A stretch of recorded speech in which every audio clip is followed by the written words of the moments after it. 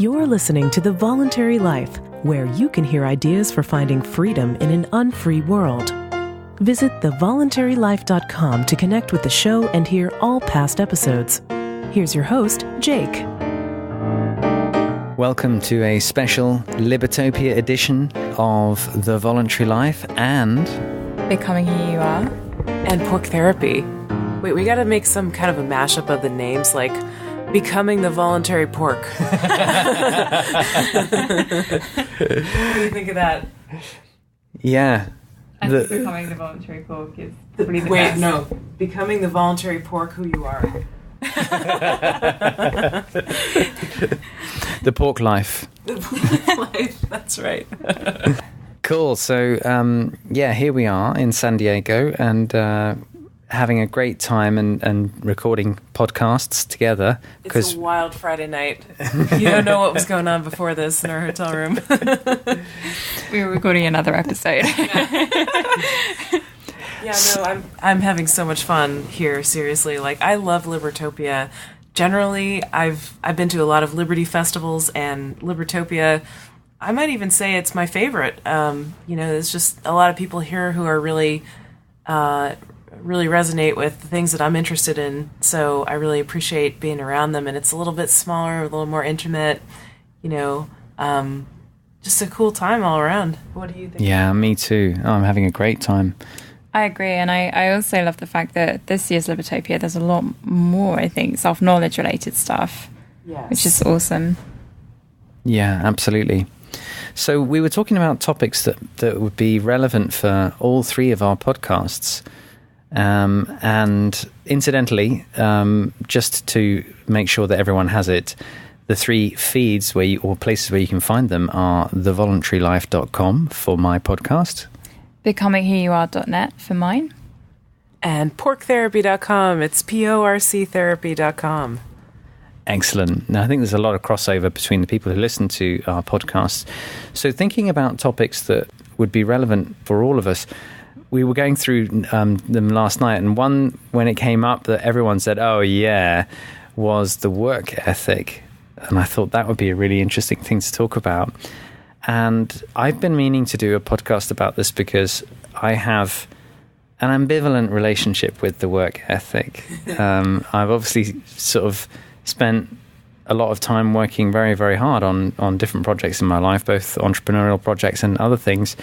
And I've also experienced the work ethic as something that can be, I suppose, a barrier to actually doing what I want with my life. Because sometimes I've found that I've found myself really giving myself a hard time because of the work ethic. And working on things that weren't necessarily the smartest things to be doing, but were just things that I figured that, if I'm working hard, and then I must be doing something good, so to speak, and that's not always the case. And I was really interested to hear what your experience is of the work ethic, and whether you two think it's a good thing to have, or is it actually an enslaving thing to have, or is it a mixture of both? And so what do you think? I just want to clarify before getting to that, when you talk about the work ethic, because I'm used to hearing about a work ethic, and the kind of work ethic you have, for example, which usually refers to whether you are a hard worker, whether you're punctual, or whether you're slightly lazier, slightly more laid back, and have a more kind of relaxed approach to deadlines and things like that. And so when you say the work ethic, what does that mean for you? Well, I guess it means pretty much what you were just talking about. And I would say it essentially having a work ethic, I think in general means an approach to work, which is that a good day is a productive day when you have worked and you have done so like for a good significant chunk of time, and that in life being productive is also a source of meaning in life and a source of a sense of pride. And these are all things that I do fundamentally have. I do get a lot of satisfaction from being productive and from working hard. And I think the ethic side of it, to me, that just means like that it's considered actually a virtue to work hard and to be productive and to be gainfully sort of engaged in work and doing stuff. And at the same time, I know that that's also something that has been used in school environments, in crappy jobs, for me to feel like, wow, I'm really being exploited here because I want to be productive and do good things, and I'm finding myself, working spending a lot of time doing stuff that actually doesn't necessarily fit my own values and my own purpose. My first job was actually when I was in my first full-time job. I did lots of part-time stuff when I was a student, or short-term jobs when I was a student. But when I graduated, I worked in Berlin, and I did a lot of all-nighters in that job. It was a consultancy job, and I worked like crazy because I wanted to get ahead and to sort of prove myself and everything. And in many ways, it was a great experience, but I also realized that I was like doing stupid work that was taking way too long, partly because I considered it to be a virtue just to be working really hard. And I think I didn't question the work as much as I would have done if I hadn't had that sort of like, general real desire to just go out there and be productive. And I know that for myself, I have also found myself sometimes working too long on counterproductive things just because I have that kind of sense of like it's good to be working. So just as an example that comes to mind, I got it into my head when I was doing my PhD that I wanted to separate the content of the PhD from the print sort of formatting. So I wanted to be able to format my PhD for the web or for print or for anything else. And this was in 99, 2000, and XML had only really just got going. But there were these books out there about how you could like write in XML and use that to format for various things. I spent hours and hours trying to get this to work, right? And in the end, it was a complete waste of time because the system wasn't really ready to work. And in some ways, I was sort of diverting myself from other things that I was doing that I really needed to be getting on with, like the business that I was starting at the time. And I was spending weekends trying to get this formatting of my thesis to work. And ultimately, because I had an idea about a system that it would be really make a lot of sense to have the content of the PhD and then particular print formats fully separated. And this is now something that is, with markup language and everything, it's now far more feasible to do, right? But 13 years ago, it really wasn't very feasible. And I ended up just working like nuts on something that didn't really make a whole lot of sense. And I think that was partly my sort of sense of it's good to do productive stuff that got me into that way of thinking, both in my first job and in that example of something that I was self-directed. But I don't know, what do you think? What is your experience with your thoughts about your own work ethic? Well, I wanted to ask a question about that, Jake. You said that you had an idea that it's good or virtuous to be doing productive work, but did you also have an idea that just it's good to be doing work no matter whether it's productive? Because that is something that I associate with the phrase work ethic. Right. I mean, you really got to this point, but I was also thinking at the same time, like, there's a lot in the semantics of that word, right? Ethic is kind of a moralistic connotation, what kind of work ethic does someone have? Like, how ethical are they about the amount of work that they do or whatever? Yeah. And it's not a productivity ethic. It's not a contribution ethic. It's not a creation ethic or whatever, a creativity ethic. It's a work ethic. Right. And work, I mean, what is work, right? It's the act of doing stuff, but it's not necessarily productive or valuable or value-creating work, The phrase Puritan work ethic comes to mind. The phrase, work ethics that may be associated with certain cultural groups like Mormons or like Chinese or something like that comes to mind. And I think, when you're talking about Puritans, they would just say it's good to be working because the devil is in idle hands or something like that. Like there was no value attached to the work that was being done. It was just like be doing something, and the busier you are, the better. So those kind of thoughts really come up with me, and I'm wondering, in your experience, like what did you learn about work, I guess, when you were growing up? What did you learn about how much work you should be doing, and what quality of work you should be doing as far as how productive that was or whatever? What was your experience with that? I think that's a really good point, by the way, about it being a work ethic and not a productivity ethic. And I definitely learned early on that there's a causal relationship between work and productivity. And that if you don't do the work, then you won't get the productivity. But actually, the problem is that there's not a necessary chain there. It's perfectly possible to do a lot of work and be very unproductive as well. Take a hole, fill it back in. Right, exactly. And vice versa as well. It's possible to be very productive and not do that much work. Yeah. And that ultimately should be the ideal, because that's incredibly efficient. And that's actually, that's where I think the great efficiency of improvements come. And that's something that here's another thing another experience that I have found.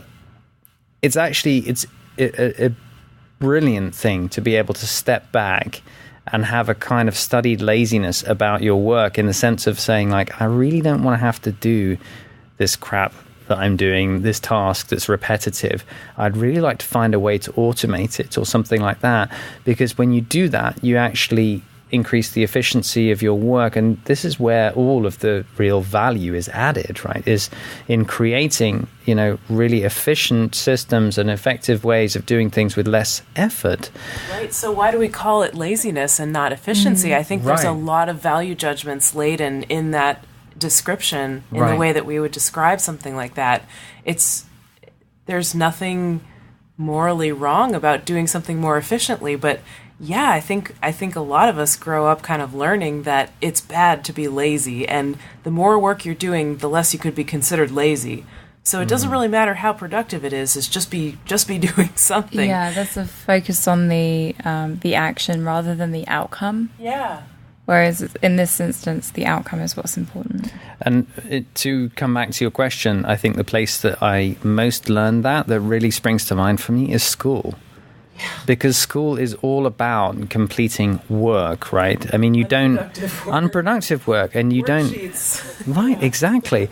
And it's all about filling in exercises and tasks and so forth. And it's not about finding efficient ways to do things. I mean, can you imagine what it'd be like for a school to say, okay, listen, by the end of this term, you are going to need to have learned this, whatever it is. Come into school as many times as you feel like. We don't care, as long as you learn it, and you learn it as efficiently as you want. No, that's not the plan for school. The plan for school is you have to come in and sit through, even if you know this stuff or could learn it far more effectively on your own or online or whatever. No, you have to sit through all the lessons and, be there.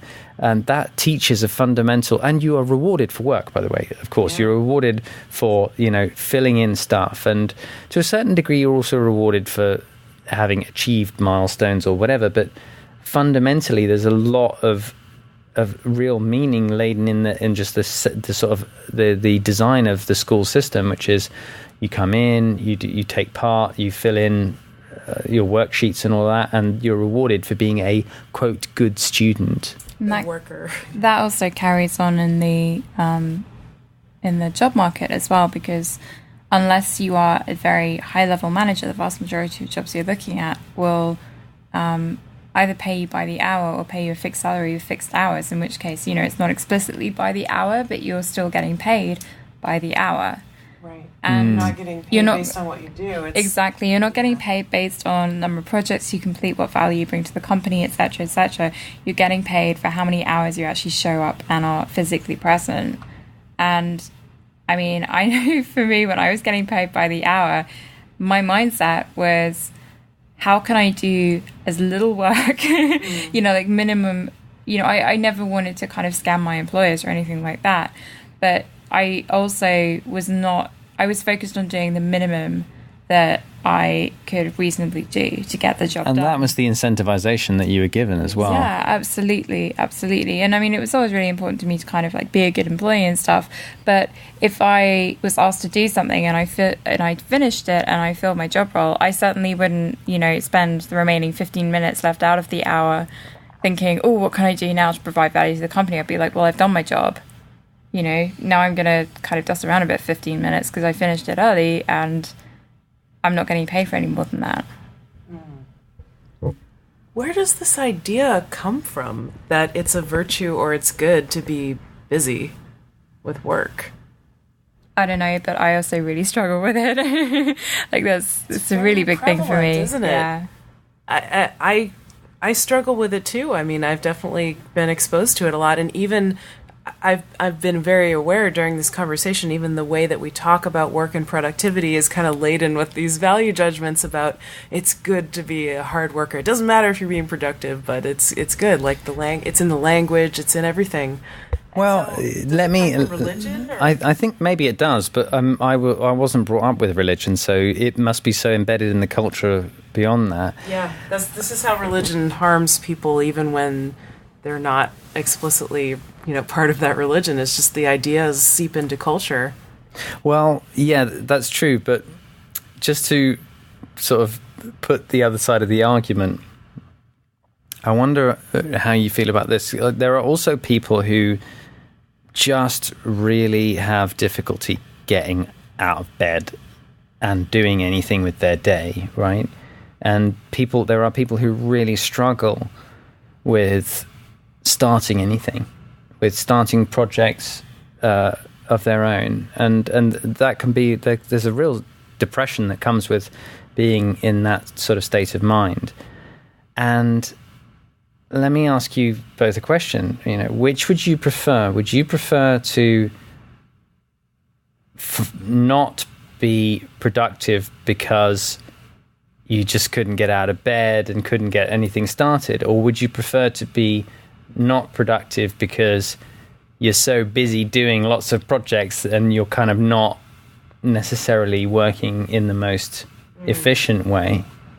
Definitely the latter. I would prefer the latter too. I can't even imagine the former. Right. I've never had that experience, and I've even...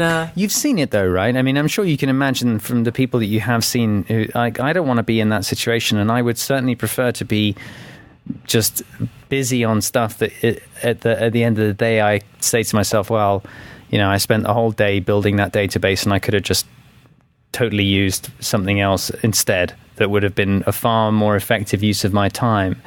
I would prefer that than to get to the end of the day and say, I didn't really know what to do with my day, and I couldn't really get out of bed, Yeah, it's kind of the question of would you rather be busy or bored, right? Right. And we're all saying we'd rather be busy, but maybe neither of those is really optimal, I agree. I'd be happy than busy or bored, right? Absolutely, I agree that neither of those is optimal, but I think that shows the mindset that we're coming from is also quite influenced by this idea as well. Yeah. And that I think there is a positive side to it too, right? I mean, there is the sense that even though sometimes you can end up, even though the optimal thing is to really be conscious about your work and to be as efficient as possible and to be looking for ways to say, how can I make myself obsolete in this process? How can I actually make this something that works automatically or whatever? That's the optimum. But failing that, I still want to be doing stuff, I still get a real sense of fulfillment out of that. It's because when we're doing stuff, we feel like we have a sense of purpose. And that's one of the sort of major needs that I think everybody has deep down that we don't really talk about that much. But everybody wants to, because just from a very sort of existential point of view, we are alive for a finite period of time and then we die, and then what's left after that of, what is our legacy essentially? And I think perhaps from a kind of evolutionary psychology point of view, this whole focus on work rather than being busy and doing that is amateur hour and all that, all those kind of caveats. I'm not a psychology professional, but I'm just hearing you talk about it and wondering if it's some kind of legacy drive almost, that we really want to leave something meaningful behind that is ours and that's something that we've produced and we've done, and it's sort of a kind of misguided attempt to do that. Yeah, I was thinking about that question of somebody, if I knew that somebody or maybe myself was so just unmotivated that they couldn't get out of bed, they were really feeling that that sense of just sluggishness or unmotivation, apathy. That's what the word I was looking for. Someone was so apathetic. I mean, that's depression. That happens when somebody's depressed and maybe they're ruminating on some trauma that's happened to him, but something is really wrong there, right? And maybe what they're doing is focusing all their energy not on work, but on trying to get that sorted out, whatever's going on for them. And I've certainly known people that are chronically kind of like that, and they get called lazy and stuff, but maybe what they really need is some compassion about, and some curiosity about why are you feeling so apathetic, because we all are human beings and we do have a need to have purpose and have accomplishments and things that we do in life. So what's going on for them that they're feeling so apathetic, right? And that's not something we see a lot of in culture. Like, people like that are usually demonized and they're painted as moochers and lazy and all kinds of things, but very rarely given sort of any compassion about those things. Yeah. I mean, I know that for me personally, one of the coping strategies that I've used in the past was throwing myself into work. Right. So like... I've been there too. Absolutely. I can really empathize with that. Yeah, I think a lot of people can. And not everybody has these kind of strategies, but, there have been periods in my life where I had a bad breakup. Okay, now I'm spending 70 hours a week working in the lab suddenly, so I don't have to think about it, And it can be a very effective way of kind of dissociating from feelings and not thinking about things that are bothering you, because it's like your whole existence is occupied by some task, and it doesn't matter if the task is productive, because that's not the point. The point is to not think about something else. So yeah, I'm kind of wondering where that falls in, sort of like just workaholism or work as a coping strategy. And I doubt that the people who believe that hard work is virtuous would really say that that's virtuous, using it as a coping mechanism. But then again, they're probably also not aware that could happen, that somebody could use workaholism as a coping mechanism. So yeah, I guess as this conversation is going on, my ideas or impressions about a work ethic are trending towards the negative, I guess. But productivity, innovation, creativity, doing things that are meaningful and purposeful, yeah, all for that. I just don't know about the work ethic as like a phrase, right? I think sometimes when we talk about the work ethic, we really do mean productivity, and we sort of conflate the two. I know I do. Yeah. And I think that's the key thing that I get from talking about it, is to remember not to conflate productivity with busy work, and not to sort of, mistake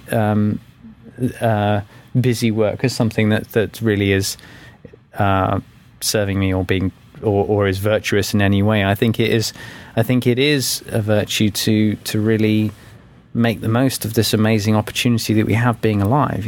I feel like every day is such a wonderful and incredible gift that I want to absolutely squeeze every last drop out of that day of joy and happiness and fulfillment and activity, because I really do enjoy that.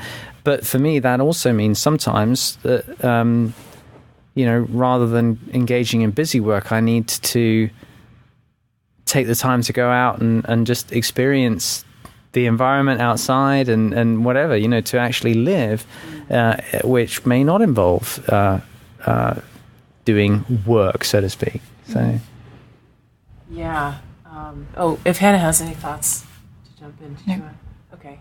I'd like to share a personal story or anecdote that relates to kind of work ethic.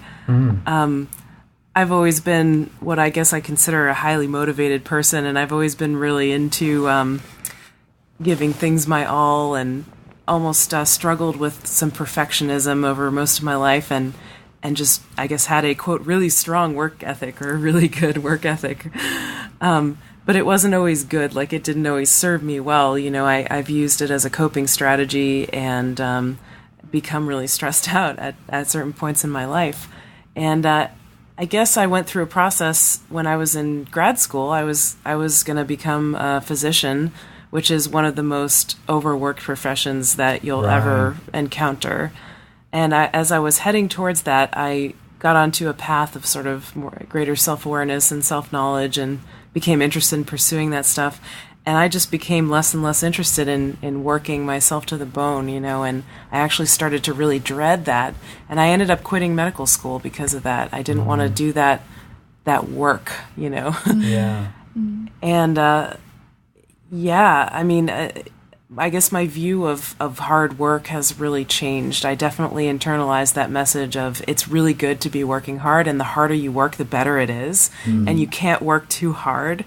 I really internalized that as a young person, and it wasn't until a lot later on that I started to really question that very basic core belief. And I'm really glad that I did, because I think I saved myself a lot of stress and health problems. You know, I've heard. I haven't verified this with a study, but I believe it just based on what I know. I've heard that physicians on average have about 11 years shorter lifespan than average person. Wow. And I totally believe that. That makes sense given the amount of crazy stress involved in that job. Yeah, and you know, most of the my experience of the people that I went to medical school with, because I did go to medical school for 2 years out of 4, and then it would have been another 4 or 5 years of residency or whatever. But anyway, my experience of the people I went to med school with, they were very much, I would say workaholics, but also like people who would work hard and play hard. You know what I mean? People who just ran themselves into the ground. Like, they would be up at the library studying at 2 a.m., in the class at 8 a.m., and every weekend drinking, partying, and studying all at the same time. And I don't... There have to be limits to that kind of energy eventually, you know. Somebody's going to run out of it or burn out at some point, and many of them really do, unfortunately. So I guess I would just say out there to anybody listening, it's really worth thinking about, you know, are you at a point in your life where you feel like you're on a treadmill, where you're in a rat race and you're going to burn out at some point? And maybe it's time to make some changes and reevaluate whether you want to be working so hard and whether your work is actually is really accomplishing the goals that you want to accomplish. Yeah. I think that's a great point. I mean, it's just so... It really comes back to being conscious about what you're getting out of it, you know. I mean, everyone enjoys that sense of flow when you're so involved in a task that you forget the time, and that you sort of time sort of goes away, you know, because you're so engaged in the activity. But I think everyone's also experienced what it's like to be on a treadmill and to feel like that. And I think if you do get a sense that that's what's become of your life, then it is so important to try and be conscious about it. And even not just your life as like in a very long term, but even in short term, like tasks that you may have to do, to try and be conscious of that, so that you can see if you can work smarter, so to speak, and not have to do crap that you don't want to. Yeah. I think so much of what we're talking about here is relates to intrinsic versus extrinsic motivators. And, you know, when we're talking about reaching a state of flow, which is who wrote that book about flow? Oh, I can never pronounce his name. Mihaly, Mihaly or something like that. Yeah. Okay. Yeah. I can't pronounce it either. That's why I've relied on you. Really a terrible pronunciation. That was a nice attempt to get somebody else to say. Who was that again? Thank you, Hannah, for picking up the slack on that. But, yeah, I mean, I think when we reach a state of flow where we're working on something and we're so absorbed in the task that we forget what's going on, and we're really taking joy in doing that task, we are intrinsically motivated to do what we're doing, or at least maybe intrinsically motivated to derive that sense of meaning or purpose from what we're doing. And something there is really giving back to us. Something there is really keeping us going with that. But with that feeling of being on a treadmill and like you can't stop and like you're trapped, those are really extrinsic motivators. And most of what we're exposed to for most of our lives, if we go to conventional school systems and stuff, is extrinsic motivators. And so many people that might be called lazy or apathetic have just basically been exposed to so much extrinsic motivation, rewards and punishments, that they lose touch with their intrinsic motivation, and it can take them a real while to find that again. Yeah, and it's quite challenging to switch back from being motivated by extrinsic motivators to being motivated by intrinsic motivators. It's almost like a habit, I think. Oh yeah, once those habits are ingrained, it's a big task to change them out. And I think it also, just to say how you motivate yourself as well, because I know that that's something that I have I've struggled with a little bit. It's, when it comes, we all have stuff within our work and within our day-to-day lives that we don't like to do, that's just not fun, it's boring, or it's hard, or it leaves us feeling a little bit uncomfortable, whatever the case is. And I think, when you're used to kind of extrinsic motivators, that's how you're going to motivate yourself as well. And in the long term, it's just not very efficient. It's not an efficient or easy way of motivating yourself. It's a lot easier sustainable. Yes, that's a great word to use to describe it. Yeah, I think in the long term, it's harder in the short term, but it's much more beneficial to you if you can actually find a way to intrinsically motivate yourself. I think that's a really great point to begin to wrap up on. Is there any other things that either of you wanted to add? Well, I think I associate the phrase work ethic with more extrinsic motivators. Like the very act of somebody telling you that it's a virtue to work hard is totally an extrinsic motivator, right. And that's what the phrase kind of connotes to me anyway. Like, I think with intrinsic motivation, I think more of phrases like, flow, or like deriving meaning, or working on a project, or working on something you're really passionate and excited about. It's not the same as just busy work or a work ethic, Mm-hmm. Yeah, I think that's a great way of summarizing it. Yeah, I found this really interesting, and I think the thing that sort of stands out to me the most out of everything that we've talked about is this idea that work ethic doesn't matter. It's the meaning and the purpose and the value that you're contributing that really, really matters at the end of the day. Yeah, when are we going to live in a world where kids learn that the least work you can do and the most productivity you can get, that's the ideal, right? Yeah. I never heard that message, and I hope that now maybe more young people can. And what's that world going to look like when they grow up, and they're working on projects? That's a great thought to end on. Thank you so much, everyone. That was a lot of fun. Yes, this has been becoming the voluntary pork who you are. It's been so much fun. All right. Good night, everyone. Bye. See you later. If you've enjoyed this podcast, I think you'd really enjoy my book, Becoming an Entrepreneur: How to Find Freedom and Fulfillment as a Business Owner. The book is a no-nonsense guide that demystifies entrepreneurship and provides you with everything you need to break your employee conditioning and become an entrepreneur. You can find the book on Amazon if you search for my name, Jake Desyllas, that's Desyllas, and you can also find out more information about the book on the website, thevoluntarylife.com. Just look under the tab marked Books. Thank you so much for listening.